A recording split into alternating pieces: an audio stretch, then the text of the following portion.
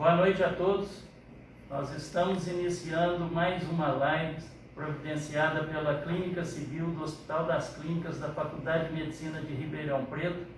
E aproveitando esse mês, que é o mês do Outubro Rosa, nós vamos discutir o câncer de mama, levar informação para todos vocês a respeito dessa doença que ainda tem muito tabus associados. Esperamos que ao final vocês tenham um melhor conhecimento a respeito dessa doença. Muito boa noite. Ao meu lado nós temos a colega Larissa, que vai fazer a sua própria apresentação. Boa noite, pessoal. Eu sou a Larissa Mandarano. Hoje nós estamos aqui, mais esse dia de iniciativa da Clínica Civil, né, para a gente poder falar sobre o Outubro Rosa, sobre câncer de mama, esclarecer as dúvidas que vocês tiverem e sempre a gente poder estar mais perto do paciente e interagir bastante com vocês. Então participem, mandem suas perguntas. A gente tem aqui também a doutora Isabela. À minha direita, doutora Isabela. Boa noite a todos.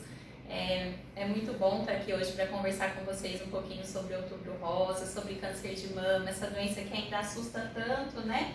Mas a gente está aqui para tentar desmistificar, para informar, para melhorar o conhecimento, né? Conscientizar sobre a importância da doença, da detecção precoce, dos exames de rastreamento. Então a intenção é poder esclarecer as dúvidas que vocês tenham. Por isso, mandem as perguntas, o que a gente vai tentar responder todas as perguntas para poder deixar essa noite mais agradável e com muito conhecimento. Como vocês viram, são vários temas que podem ser abordados, desde a prevenção até o tratamento. Então, não fiquem envergonhadas, podem fazer todas as perguntas que vocês tiverem, que nós vamos procurar responder a todas dentro das possibilidades que um evento dessa natureza permite, ok? Então, estamos aqui à disposição e tenham certeza que procuraremos responder a todas vocês, ou todos vocês. Acho que a Isabela vai começar falando pra gente um pouco, né, Isa, do Outubro Rosa? Isso mesmo. Então, o Outubro Rosa, ele começou lá na década de 90, né? Foi uma iniciativa da Fundação Susan Komen. Eles fizeram uma corrida em Nova York, que eles chamaram de a Corrida pela Cura. E a intenção era divulgar mesmo sobre a doença, né? Numa época que talvez esse fardo, né, do nome da doença tinha um peso ainda maior do que tem hoje, né? E a partir daí, a corrida aconteceu no mês de outubro, então a partir daí foram começando vários movimentos ao redor do mundo, né, para chamar atenção para a doença nesse mês. E aí vários monumentos foram iluminados, né, primeiro lá fora, depois aqui no Brasil. Então hoje a gente tem a cidade toda iluminada de rosa nesse mês, né, para chamar atenção mesmo para a doença, para a campanha, para a conscientização e a importância desse diagnóstico, né? Então, o mês de outubro está aí para lembrar a gente de que o câncer de mama existe, de que ele é o câncer mais comum entre as mulheres. Então, quase 30% de todos os cânceres na mulher acontecem na mama. Então, é extremamente comum. Tenho certeza que todos vocês conhecem alguém que já tiveram ou que estão passando por isso agora, né? Que já tiveram um diagnóstico de câncer de mama. Então, realmente é muito comum. E ele está aí para lembrar a gente disso, né? E acho que é importante a gente falar que tem tratamento. Eu acho que isso que é um grande, talvez o que limita muita gente de procurar ajuda, de procurar atendimento, de procurar se cuidar mesmo, é o medo da doença, né? Então eu acho que a gente precisa esclarecer que tem tratamento. E é para isso que esse mês existe, né? Sim, é considerado o mês da conscientização da doença, que é o câncer de mama, ok? E a partir das diferentes campanhas, como a doutora Isabela mostrou muito bem, com iluminação de parques, prédios públicos, obeliscos e estátuas, e tudo isso busca levar essa conscientização. E o mais importante que a doutora Isabela disse, é uma doença que tem cura. É uma doença que pode, de alguma forma, ser prevenida, ser detectada nas suas fases mais precoces, e isso produz um resultado muito favorável, inclusive com cura, ok? Então, não tenham medo, procurem, troquem informações, e essa campanha visa exatamente isso, como eu disse no início, levar para vocês algum conhecimento, alguma informação, para que o tabu seja desmistificado, para que se acabe com essa história de que o diagnóstico representa uma sentença muito pesada para aquela mulher que desenvolveu um tumor de mama, ok? Quer acrescentar alguma coisa? Acho que vocês já falaram muito bem, né? A principal forma da gente se cuidar, de buscar o autoconhecimento, é buscando informação também, né? Então, eu acho que todos que estão participando hoje estão buscando isso, mais informação e buscando maneiras de se cuidar melhor e de buscar saúde. A gente está aqui também para promover isso, né? Então, agradeço a todos que estão aqui já presentes. Eu estou acompanhando aqui no celular, vendo o pessoal entrando. Nós recebemos já também, né, Isa, algumas perguntas durante a semana, de dúvidas que as pessoas têm sobre câncer de mama. Continuem mandando, e enquanto isso nós vamos respondendo algumas que nós já recebemos, né? Isso. Então, Queria só fazer um adendo, que nós estamos falando, dirigindo-nos propriamente às mulheres, não só às mulheres. Lembrar que também é uma patologia que acomete o homem. Então, homens também podem apresentar a doença maligna da mama, e não significa que por ser homem não tem nenhum fator de risco. Apenas para lembrar esse detalhe, que eu acho que também é bastante importante. No homem, apesar de muito mais raro, né, professor? Então, para cada 100 casos de câncer de mama, 99 acontecem em mulheres e 1 acontece em homem. Mas apesar disso, acho que até um pouco por causa disso também, eles são diagnosticados mais tarde, né? Então, o diagnóstico no homem é mais tardio, a gente acaba vendo casos mais avançados, porque nem passa pela cabeça que possa ser câncer de mama, né? Essa doença existe em homens. Então, acho que fica o alerta também, que não só as mulheres, né? Mas os homens também podem ser acometidos. A terceira semana do Outubro Rosa é uma semana mais dedicada à atenção aos homens, né? Justamente porque os homens realmente não buscam, como a Isabela comentou, acaba fazendo o diagnóstico com a doença mais avançada, não necessariamente por ser mais agressivo, né? Mas pela falta de atenção a isso, né? O homem tem essa tendência de achar que é uma doença de mulher, que na mama masculina não acontece nada mais grave, e acaba não procurando atendimento. Então, é importante também essa atenção mesmo para a mama masculina também, como o professor bem lembrou, né? Sim. E acho que, além disso, o homem tem um papel no tratamento da mulher também. Importantíssimo. Então, eu acho que a doença, ela não é só da paciente que recebe o diagnóstico, mas é da família toda, né?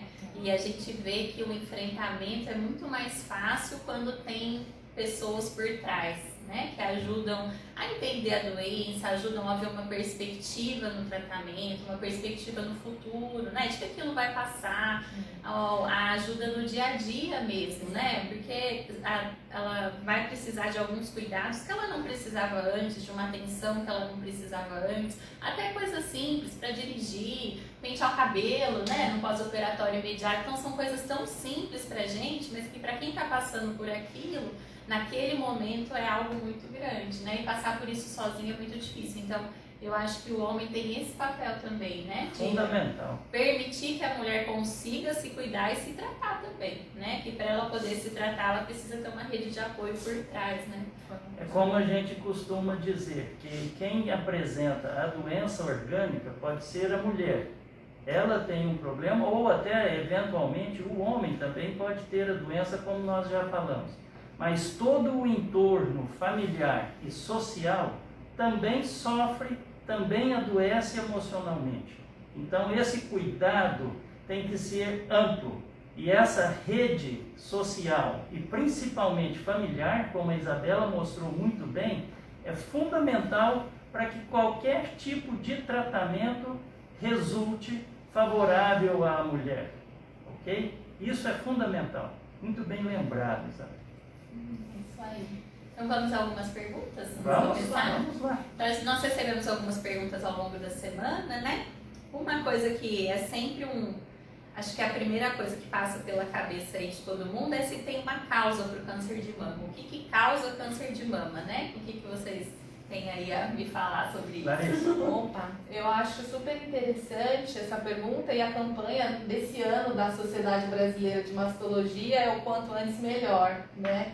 Que é justamente isso, quanto antes se cuidar melhor, pensando nas causas prováveis. Na verdade, não tem uma causa estabelecida, uma causa bem definida objetivamente, mas nós sabemos que alguns comportamentos favorecem o aparecimento do câncer de mama e alguns comportamentos diminuem o risco do câncer aparecer, né? Então, infelizmente, nós não temos uma coisa pontual e objetiva que seja a causa do câncer. É uma célula que foge ali do controle do organismo num determinado momento, e com isso ela começa a ter um crescimento descontrolado, provocando ali a lesão cancerígena, né? O que faz essa virada nós ainda não sabemos e vem sendo extensamente pesquisado, né? Mas são vários os comportamentos que a gente pode adquirir no nosso dia a dia, e esse é o foco da campanha do Outubro Rosa desse ano, para tentar evitar o surgimento da doença, que são hábitos de vida saudáveis, principalmente a prática de exercício físico, a prática regular, né, de atividades físicas, uma alimentação saudável, o controle do peso, evitar o consumo de bebidas alcoólicas, evitar o tabagismo. Tudo isso são comportamentos que favorecem um estilo de vida mais saudável como um todo, e nós sabemos que isso tem um impacto também no aparecimento do câncer de mama. Pessoas com um estilo de vida mais saudável, elas vão ter um risco menor de surgimento do câncer de mama, né? Sem dúvida nenhuma. Acho que a Larissa pontuou muito bem. Não existe uma causa única, pelo menos que a gente tenha esse conhecimento. Eventualmente pode ser que no futuro seja descoberto, mas até o momento não tem como dizer que existe uma causa única. E a Larissa pontuou alguns fatores que são muito interessantes e podem funcionar como fatores protetores contra o câncer de mama. Como ela disse, uma alimentação saudável, a prática de exercício, a maternidade um pouco mais precoce funciona como um fator protetor.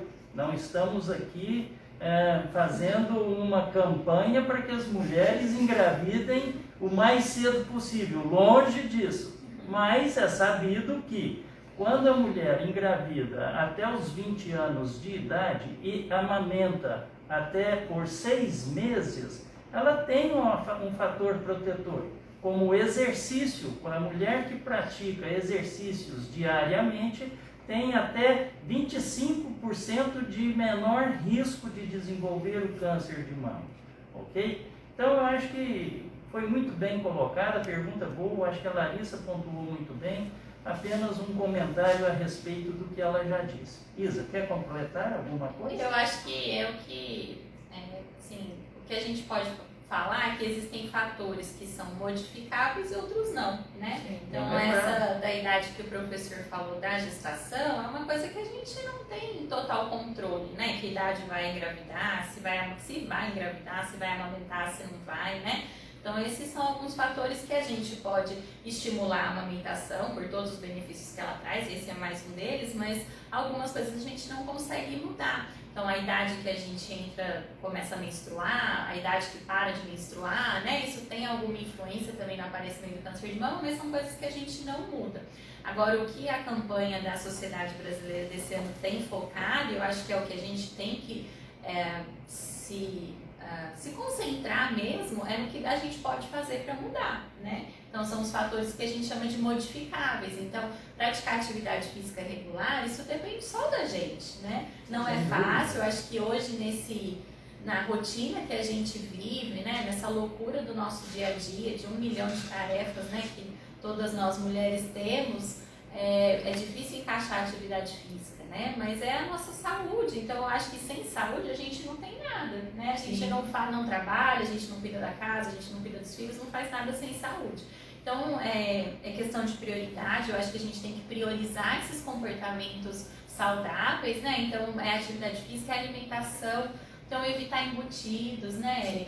Industrializados, ultraprocessados, que são alimentos que não acrescentam em nada, né, na nossa saúde, e no câncer de mama também não. E acabam entrando também por conta dessa rotina mais agitada, a gente acaba se permitindo comer pior, né? É mais rápido, Sim. é mais fácil. Sim. Mas junto mais vem o prejuízo, né? também, né? Com certeza, e para tantas doenças, né? E hoje para o câncer de mama isso também é bem claro, né? Sim. O controle do peso. Então, uma coisa que às vezes as pessoas nem imaginam é que a obesidade está associada ao aumento do risco de câncer de mama, principalmente nas mulheres após a menopausa. Então, o controle do peso é super importante, né? Fundamental. E é uma coisa que não é simples também, né? Todos nós conhecemos essa luta, né, de algumas pessoas com a balança, isso é muito do nosso dia a dia, mas que também envolve hábitos de vida saudáveis e eu acho que a gente tem que priorizar a nossa saúde, né? Nessa pandemia aí, tudo que o vírus talvez tenha trazido para nos mostrar é que nada importa mais do que a nossa saúde, né? Não tem nada que a gente possa valorizar mais do que a nossa saúde, né? Exatamente. E a mudança de estilo de vida tem que ser uma decisão, né? Sim. A pessoa tem que decidir optar por hábitos mais saudáveis, lembrando de todos esses benefícios, inclusive da prevenção do câncer de mama, né? Nesses casos. Eu acho que focar muito nos fatores modificáveis. Então, esses fatores, como a Isabela disse muito bem, depende única e exclusivamente de nós querermos, e como a Larissa disse, tomarmos a decisão de mudar. Então, tem uma alimentação errada? Vou mudar. Vou comer mais legumes, mais fibras e assim por diante. Não faço exercício? Vou fazer exercício. E tem aqueles que a gente não consegue mudar. No caso de recebermos uma herança genética que nos traz um risco maior. Esse a gente não consegue mudar. No caso de ser mulher, as mulheres, pelo fato de ser mulher, a doutora Isabela já falou muito bem, de cada 100 diagnósticos de câncer de mama, 99 diz respeito às mulheres, 1 diz respeito aos homens. Então, a nossa carga genética, nós não vamos conseguir mudar, tá ok? E eu tenho outros, como por exemplo, envelhecer. Todos os tumores aparecem mais em mulheres e em pessoas mais idosas. Envelhecer traz um risco. A opção de não envelhecer eu não recomendo para ninguém, e acho que é um absurdo. É impensável de qualquer forma. Então, vamos envelhecer, mas vamos envelhecer de forma saudável, de forma que a gente possa desfrutar dos anos vindouros com uma melhor qualidade de vida, tomando a decisão hoje, a partir desse momento, mudando aqueles fatores que são modificáveis, como a doutora Larissa falou muito bem. Dentre um parágrafo, fazer um parênteses, né, sobre a amamentação, uma coisa interessante, claro, como a Isa comentou, nem sempre depende somente da vontade da mulher amamentar. Né? Nós sabemos, né, Isa, na pele, a dificuldade que é a amamentação, apesar de ser extremamente prazeroso e dos benefícios que hoje já são muito conhecidos para o bebê, para a mãe, e essa prevenção do câncer de mama, nós sabemos que não é fácil. A rede de apoio para isso, de novo, é muito importante, mas o benefício da amamentação, ele aumenta com o tempo de amamentação, né? Então, a mulher, quando ela consegue, ela tem essa oportunidade de amamentar, é importante também enfatizar que o tempo que ela amamenta também aumenta a proteção, né?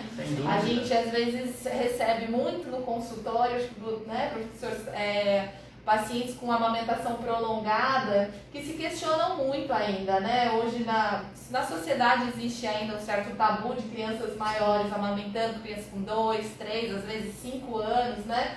Amamentando. Nós sabemos que o benefício nutricional mais importante para a criança é nos primeiros 6 meses e se mantém aí até o primeiro ano, mas nós temos outros benefícios da amamentação prolongada e um deles é a prevenção do câncer de mama, né? A causa disso ainda não é muito bem estabelecida, o porquê esse tempo de amamentação protege mais, mas para cada ano que a mulher amamenta, a proteção é maior. Então, uma mulher que amamenta 2, 3 anos, o risco dela ter câncer de mama é menor do que uma mulher que amamentou 6 meses. Perfeito. Então, isso é uma informação importante também para estimular as mulheres que estão amamentando a, se possível, né, terem aí mais um fator estimulante, né, para continuar amamentando, sabendo que isso também vai conferir uma proteção para o câncer de mama para essas mulheres, né? Com certeza. E o professor tocou em outro tema importante, que é sempre dúvida também, professor, em relação à predisposição genética, né? Sem dúvida. Então, muitas mulheres, às vezes, recebem o diagnóstico de câncer de mama e a primeira coisa que falam, não é possível, não tem ninguém na minha família que tem câncer de mama, né? Então, a maioria, né? A maioria. A maioria vai fazer esse comentário. Esse comentário, perfeito. Então, acho que a dúvida que fica é se o câncer de mama é sempre genético, né? Bem lembrado, bem falado. Não é. Apenas 5 a 10% de todos os casos de câncer de mama tem uma transmissão genética.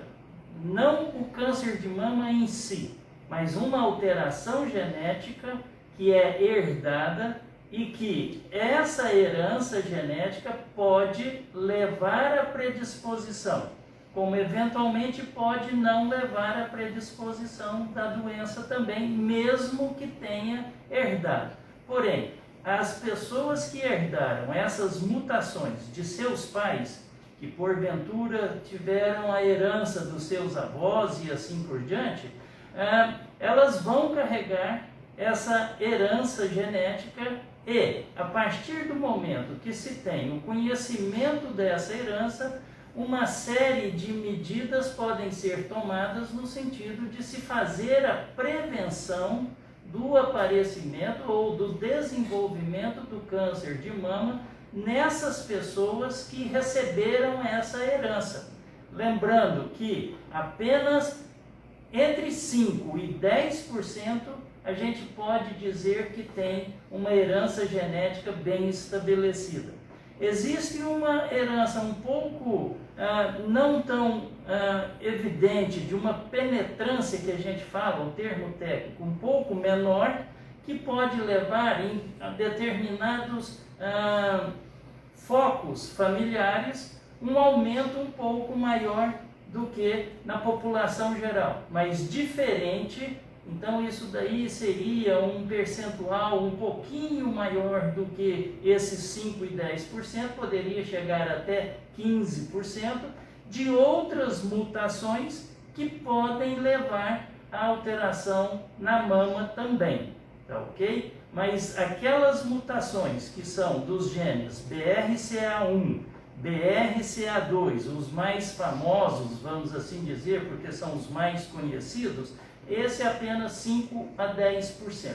Vocês que gostariam de acrescentar mais alguma coisa?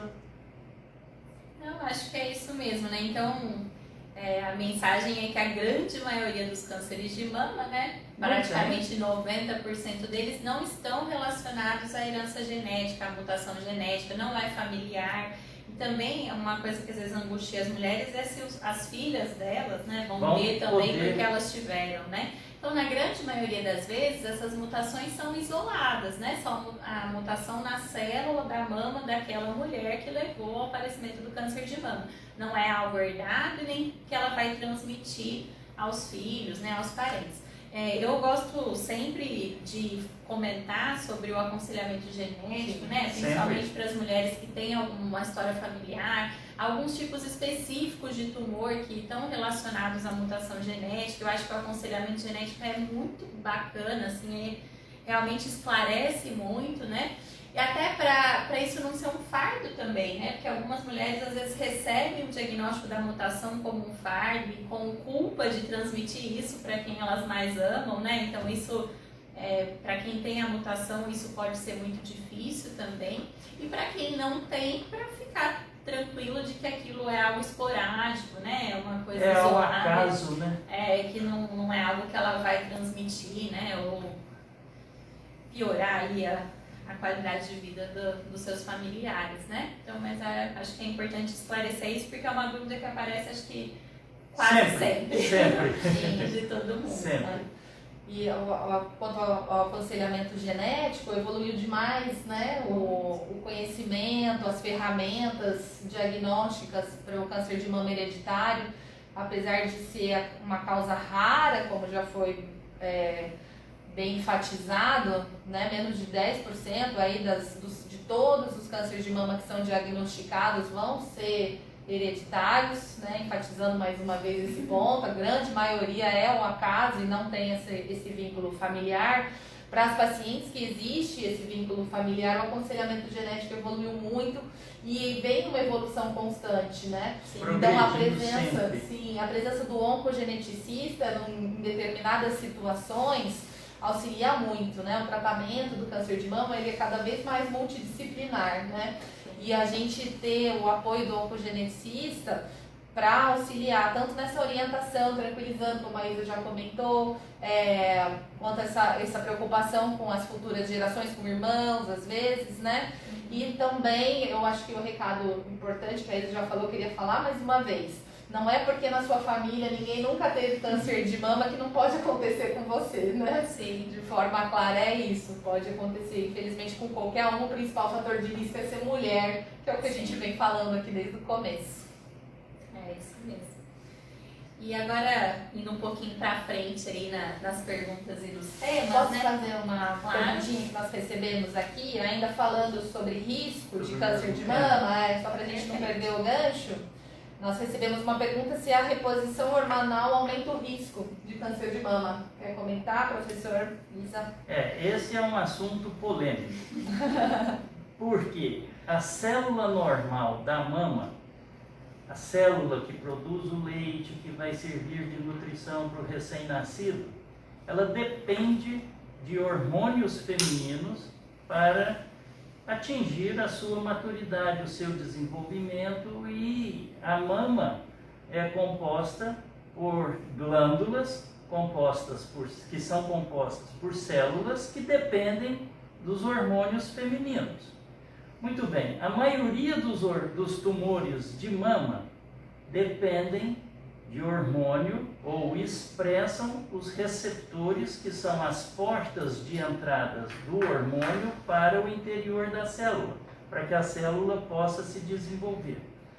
E o que a gente vê e estuda é que a reposição hormonal, as mulheres que usam hormônio, vamos pensar agora na pós-menopausa, por conta dos fenômenos climatéricos.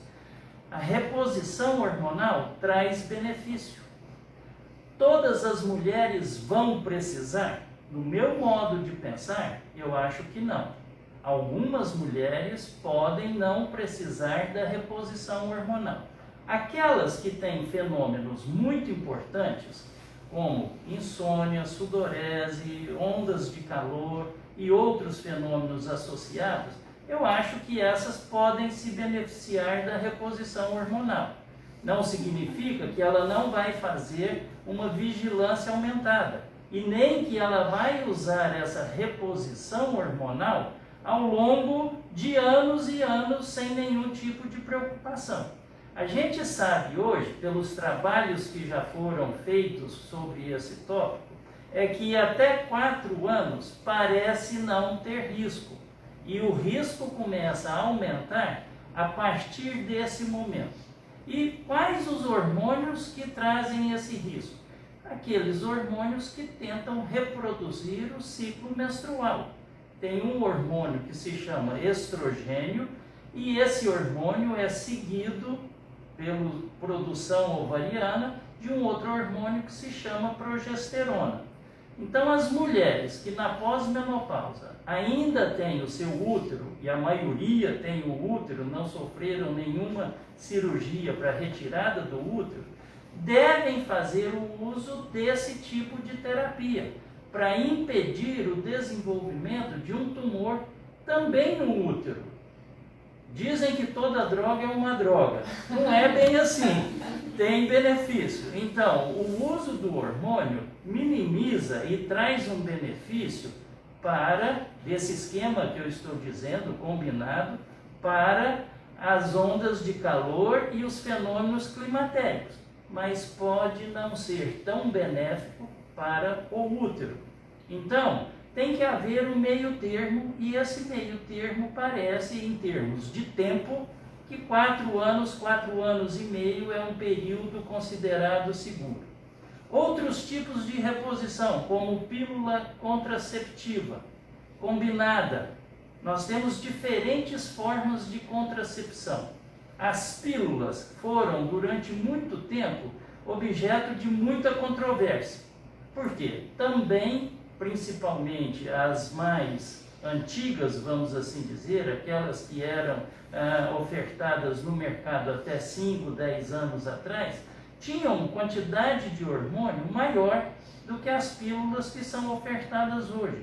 Tinham um tipo de hormônio que tenta reproduzir os dois hormônios, estrógeno e progesterona, fabricados pelo ovário feminino, e os compostos atuais são mais modernos, permitem doses menores. Então, não existe ainda muito consenso com relação aos contraceptivos orais, embora recentemente foi publicado um artigo, se eu não me engano, da Noruega, que mostra um discreto aumento em mulheres que usaram pílulas por um período muito prolongado da vida, ok? E aí fica uma dúvida, que é sempre motivo de questão. É melhor não usar a pílula e não ter risco? Ou é melhor não usar a pílula e correr o risco de ter uma gravidez indesejada? Então essa orientação é muito importante. Querem completar?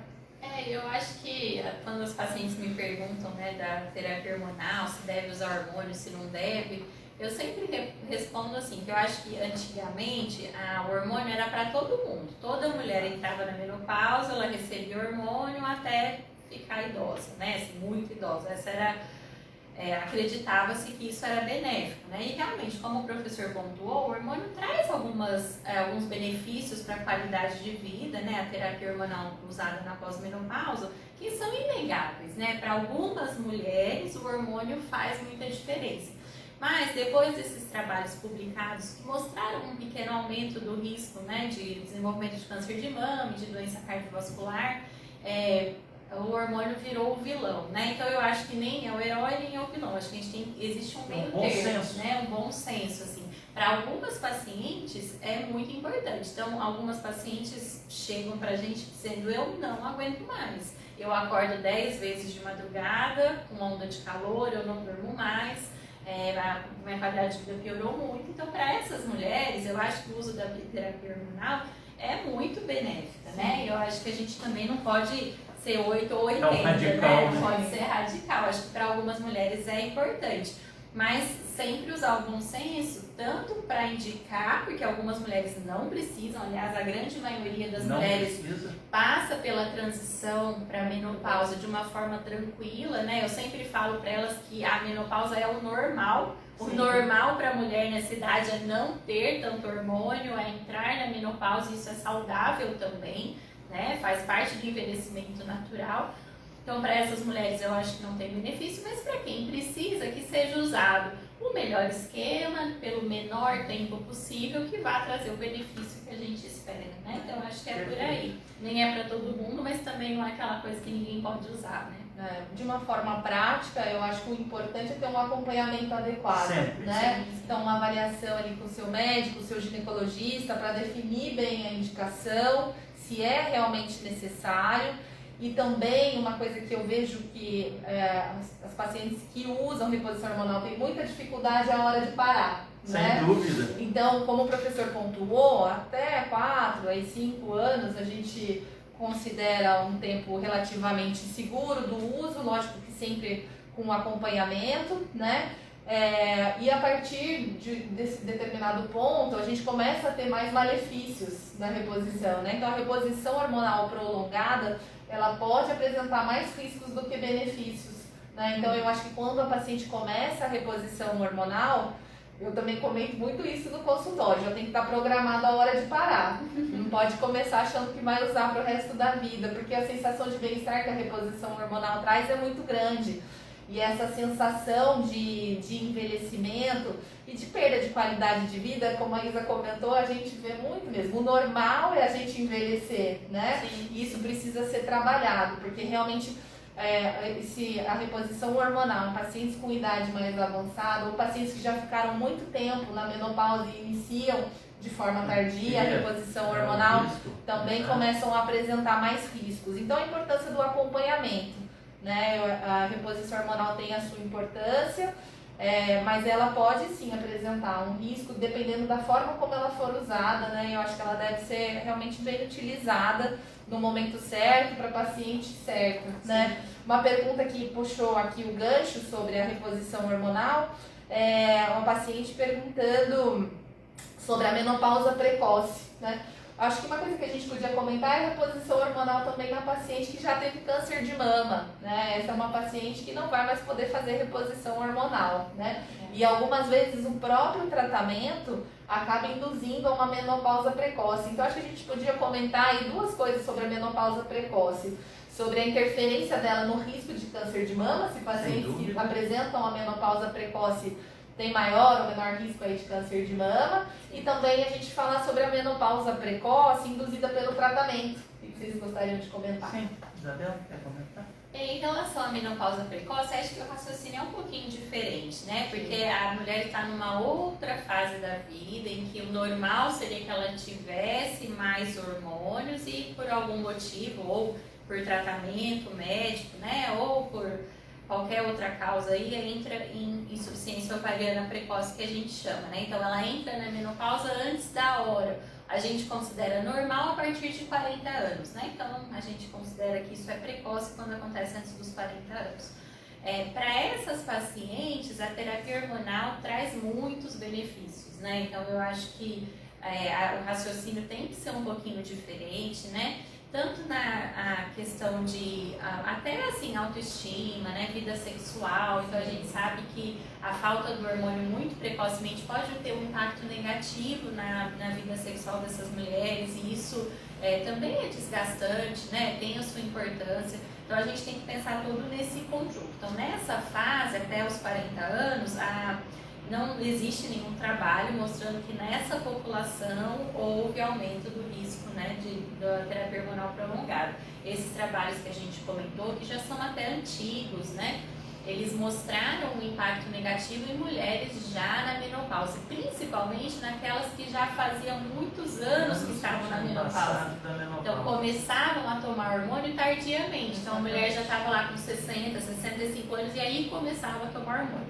Então, eu acho que quando é muito tardio, esse prejuízo é maior, né? Eu não vejo tanto problema na paciente que tem uma insuficiência ovariana precoce por qualquer outra causa. E nesse grupo, eu sou muito mais liberal, vamos dizer assim, de prescrever hormônio. Eu acho que o benefício que ele traz, até inclusive uma coisa que a gente não falou, mas da massa óssea, né? Porque nas mulheres muito jovens, a falta do hormônio leva a uma perda de massa óssea e a osteoporose e aos riscos associados aí lá na frente. Então, para essas mulheres eu não me preocupo. Eu acho que, claro, precisa do acompanhamento médico, né, e um seguimento de perto, mas aí eu acho que os benefícios superam o risco quando a gente coloca na balança.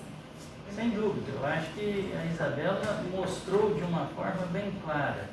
Na menopausa precoce existe uma alteração daquilo que seria o normal, que é a parada da produção hormonal pelos ovários muito precocemente. E essa mulher deve ter uma vida mais longa. E, em decorrência dessa parada da produção dos hormônios, algumas condições orgânicas vão sofrer e vão se tornar patológicas. Uma que é muito importante, que a Isabela mostrou, é a osteoporose. Por quê?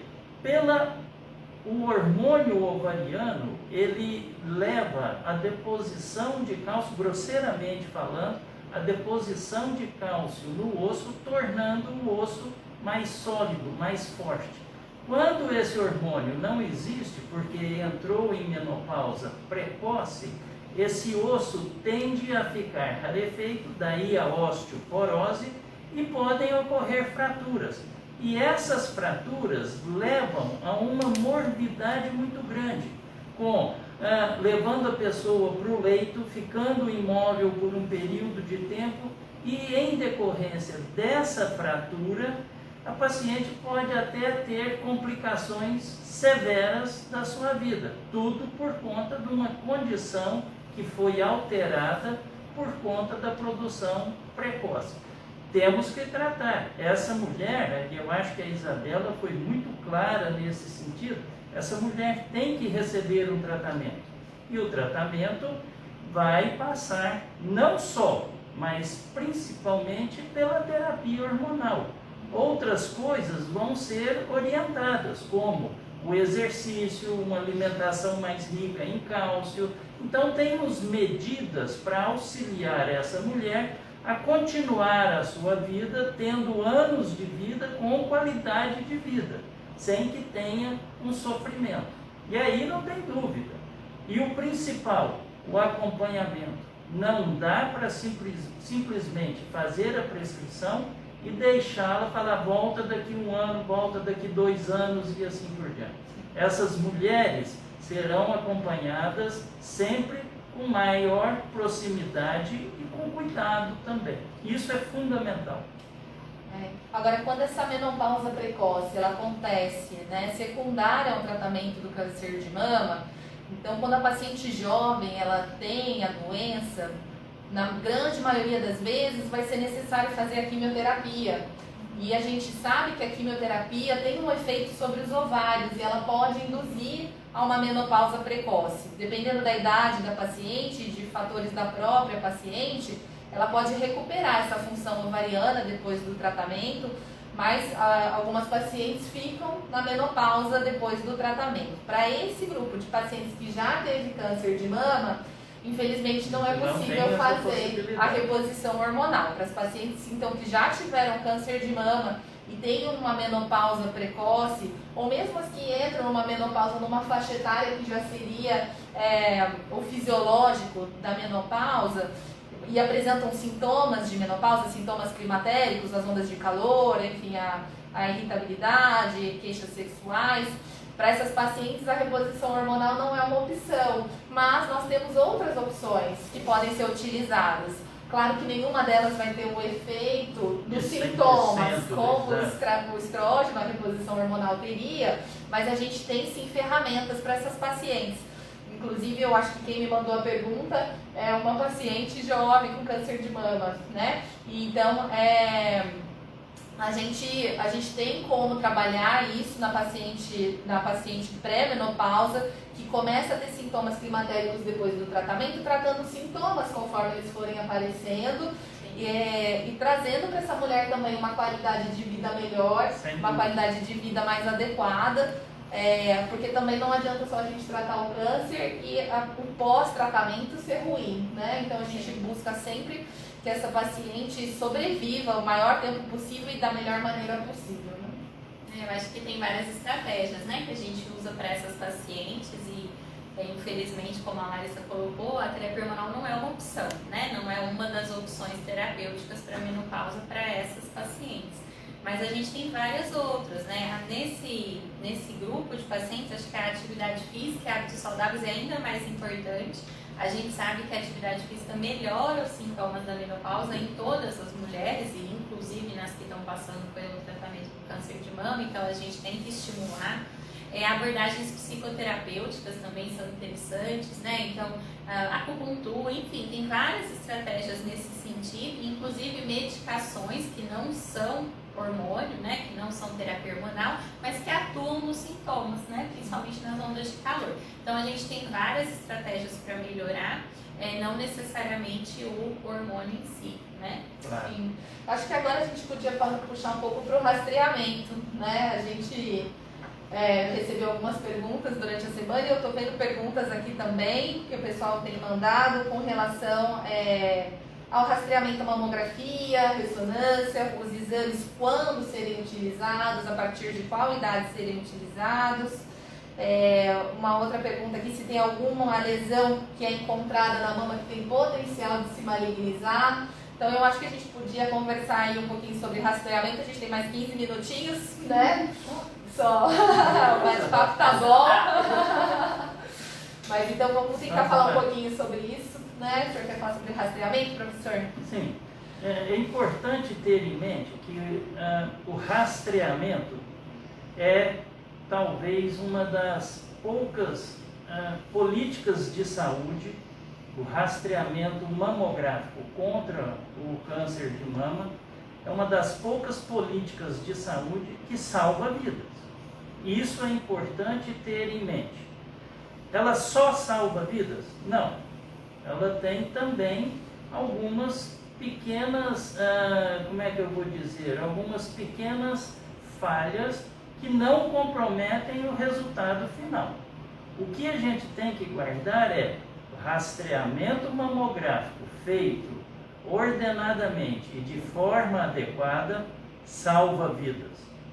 O rastreamento, salvo e em algumas exceções, ele não previne o câncer de mama, mas ele possibilita o diagnóstico numa fase onde a cura pode ser alcançada muito mais facilmente, com cirurgias menores e tratamentos menos agressivos, ok? Então, o rastreamento deve ser encarado de uma forma muito séria por todas as mulheres.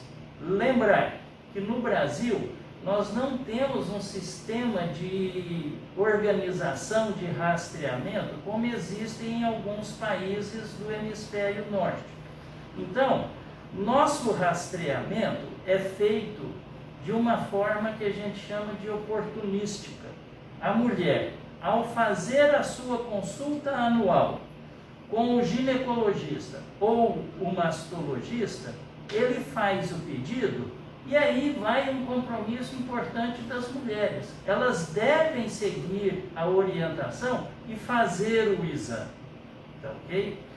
Diferente do que acontece em alguns países do hemisfério norte, onde esse rastreamento é organizado de uma forma diferente. A mulher, ao atingir a idade que aquele país preconiza como o início do rastreamento, vamos supor, 40 anos.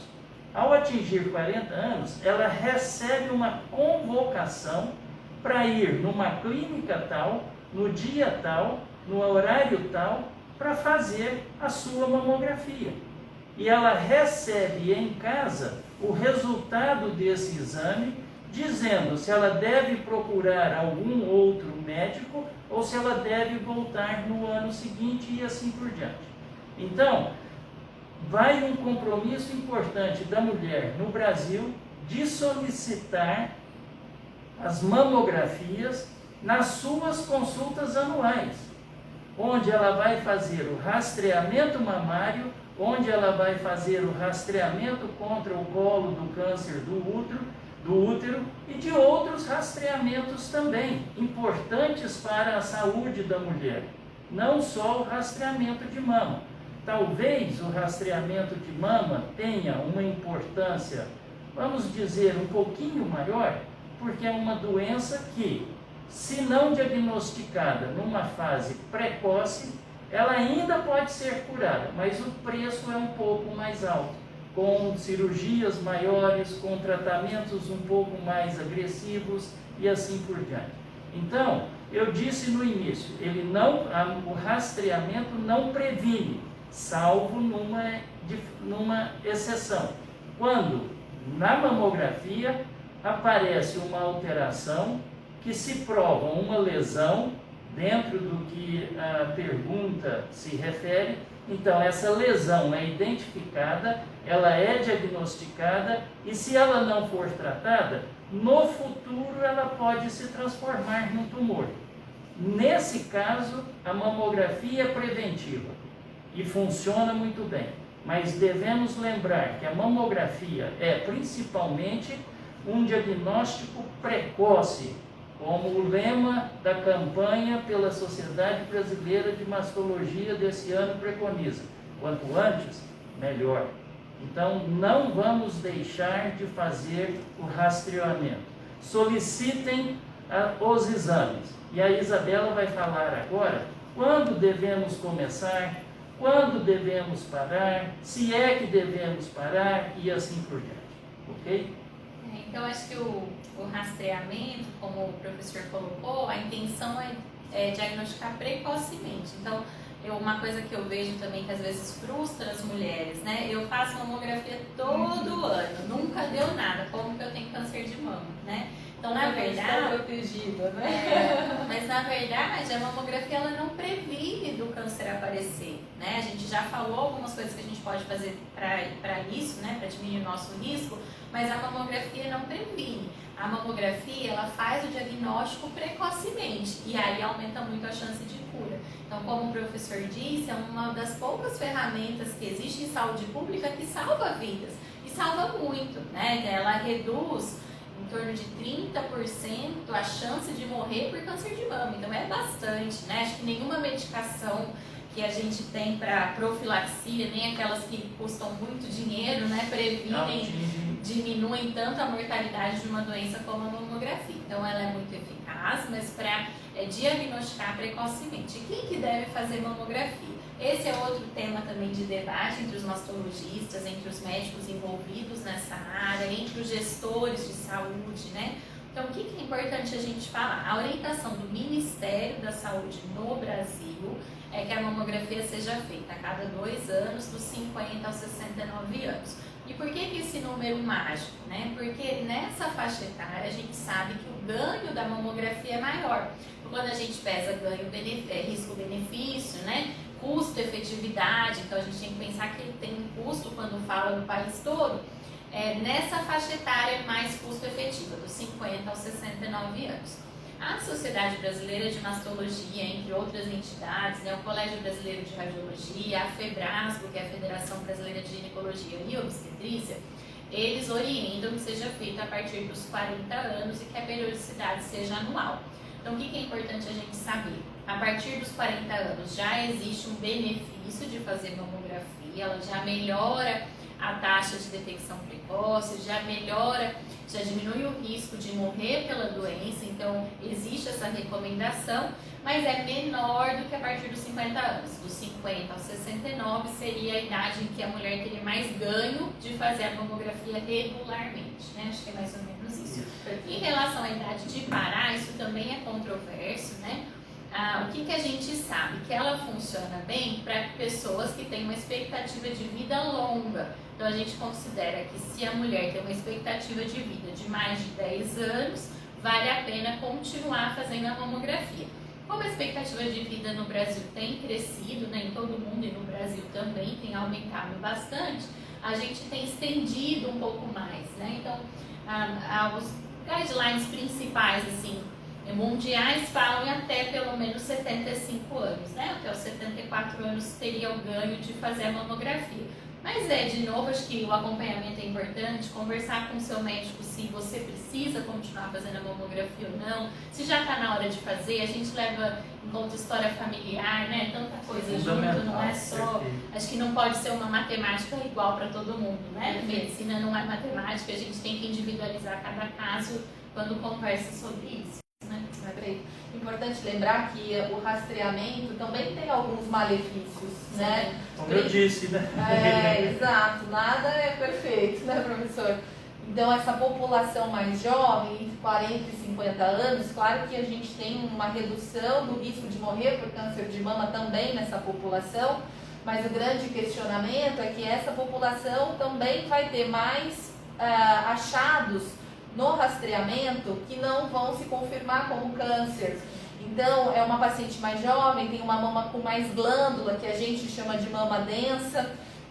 Então, essa mama, ela pode simular lesões que a paciente vai ser submetida a um estresse dessa preocupação de ter uma lesão suspeita na mama, vai ser submetida a um procedimento de biópsia, que também é um procedimento relativamente simples hoje, né, com resultados muito bons, mas que pode ter um hematoma, pode ter dor, pode ter uma infecção no local e não se confirmar um diagnóstico de câncer. Então a mulher passar por todo esse processo da ansiedade e da biópsia desnecessariamente. E também o contrário pode acontecer, justamente pela mama muito jovem, é uma mama que pode ocultar tumores, então pode trazer uma tranquilidade numa mulher que tem doença, né? Então a gente tem essa limitação na paciente mais jovem, aí entre 40 e 50 anos, né?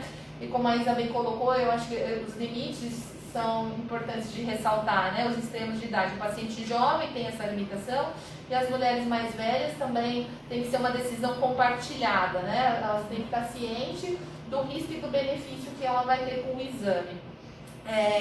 Uma coisa que eu acho, que a Isa comentou também, que esse é o rastreamento para a população em geral, né? A população que a gente chama de baixo risco, que não tem história familiar positiva, que não tem uma mutação genética já confirmada. Então, nessa população, o rastreamento precisa ser diferenciado. Eu vou tocar rapidinho nesse assunto, porque perguntaram para a gente sobre os outros exames de rastreamento. Então, a ressonância magnética, que foi a pergunta aqui mais específica, ela pode acrescentar no rastreamento para grupos específicos de risco de câncer de mama. Então, para aquela população que tem um diagnóstico de mutação ou para paciente que tem uma história familiar de câncer de mama muito rica em parentes de primeiro grau, pessoas jovens, o câncer de mama masculino, câncer de ovário na família. E para pacientes que tenham um diagnóstico por biópsia de lesões que aumentam o risco, que também perguntaram, então já tentando pôr aqui, né? Então tem biópsias que não se confirma câncer, mas que são alterações que podem sim aumentar o risco dessa mulher ter câncer de mama, né?